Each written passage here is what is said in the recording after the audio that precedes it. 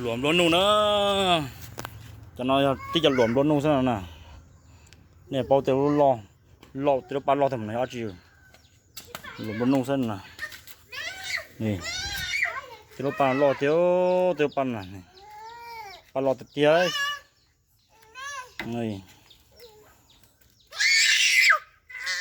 หลวมล้นนู่นซะนะ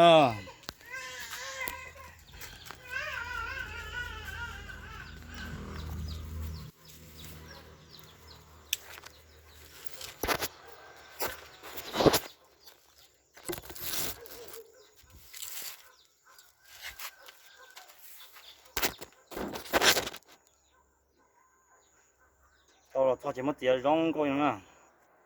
เตี๋ยจังรูปปลานะเตี๋ยรูปปลานะร้องเลยนะชั่วโมงมันจะร้องเตี๋ยนะเจ๊เจ๊กิรูปปลาก็สอนี่เจ๊